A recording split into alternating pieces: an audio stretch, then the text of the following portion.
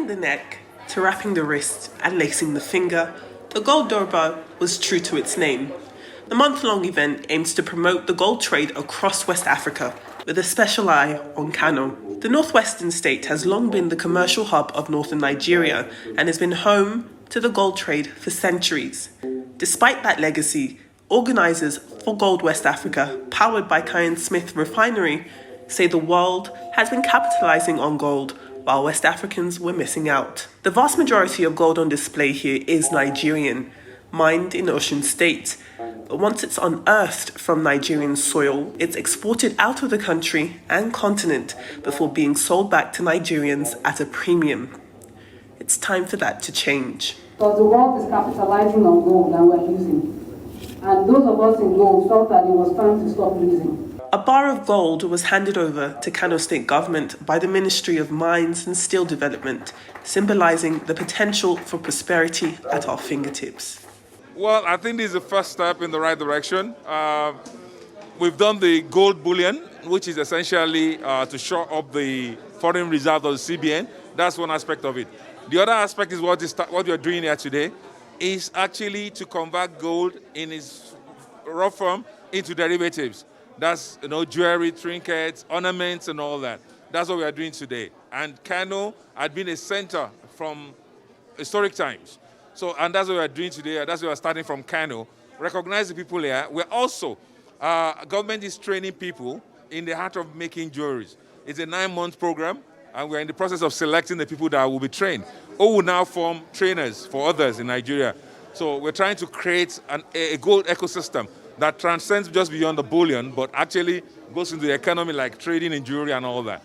And I think we're in the right direction. The guests took a tour of the Gold Durbar display. In addition to the luxury pieces of jewellery being showcased, there was also the opportunity to speak to the business owners whose careers have centred on gold.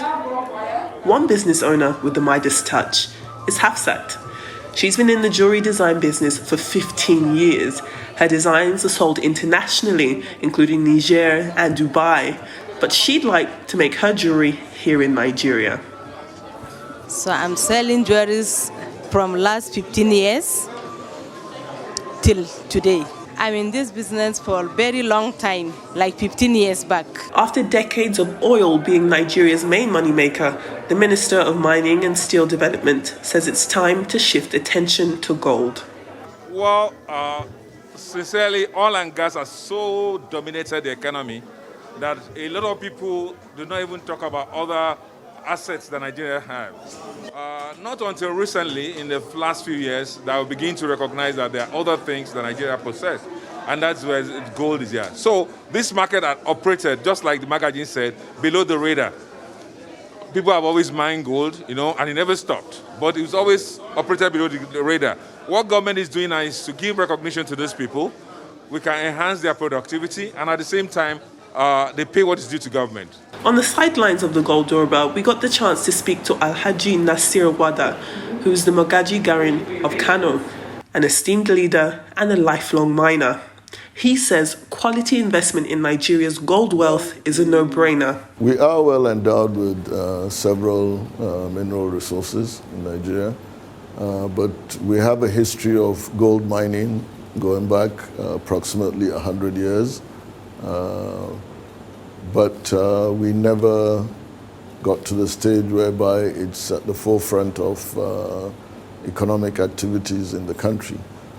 We still consider Nigeria as an infant in the mining world, but the gold trade has been going on for centuries, and Kano has been at the center, and is actually the hub of the gold trade across the West African region. We want to ensure that the process and the program going forward recognizes the roles of the various players involved in the gold trade. Rather than exporting the raw gold at, let's say, 10 naira, and then going out there and buying a piece of jewelry for 100 naira, why can't we add that value locally? So one of the things we're doing also, as you can see in this room, is the Kabara initiative, which is geared towards training and teaching skills, especially to women, so that they'll be able to produce good products for the market. Corporate social responsibility plays a role in mending gold's broken value chain. People needed to understand how a lot of value is lost once gold is gotten from the ground and it's shipped out of Nigeria. There's a whole value chain right in the middle that can actually be capitalized. Opportunities can be capitalized in Nigeria. And I think it's not just particularly to gold. It actually affects most of our energy resources. We export crude oil and then import in refined products. We export gold and then we're importing jewelry. All that gold value chain in the middle, the refining, the metal craft work, the skills that takes into it, the designing, and then the commerce as well. Everything gets lost and then gets brought back into Nigeria. And what we had discovered was Kano was really the center of this opportunity. Anywhere else you went in the world, people are very conversant with the markets in Kano globally, in any gold market that you actually go to. And we thought, well, if we can bring that opportunity here, then we can have a situation where people don't have to go to Dubai. We have our very own Dubai here. Why can't Dubai be Kano? We're taking on a tour of the art gallery by Nere Teriba, who led the organization of the Gold Durbar. She says, despite COVID-19 disrupting plans, it's still a great time to monetize operations in gold, since the price of the precious metal has surpassed the $2,000 per ounce mark. One of those legendary benchmarks for gold has been gold hitting $2,000 per ounce. I forget how many years ago it was, 4 or 5 years ago. It hit even 1,800, and then it crashed back down to like 1,200, 1,300. So that $2,000 mark, despite all that's been going on in the world, we've never had gold at $2,000. And now we're there and we've passed it. And it's just so significant for us as a region that has gold, and everyone now is going gold in terms of even digital currency. Everything is all about gold. And we just felt that need that us as the gold sector in Nigeria had to get in on that, especially a city like Kano that's just all about gold. Well, as the day's festivities draw to a close, the Gold Durbar has highlighted the great opportunities there are for a gold revolution across West Africa. Organizers here have been imploring investors to take a chance, not just on Kano, but indeed Nigeria as a whole, because the feeling here is that the people and the potential are worth their weight in gold.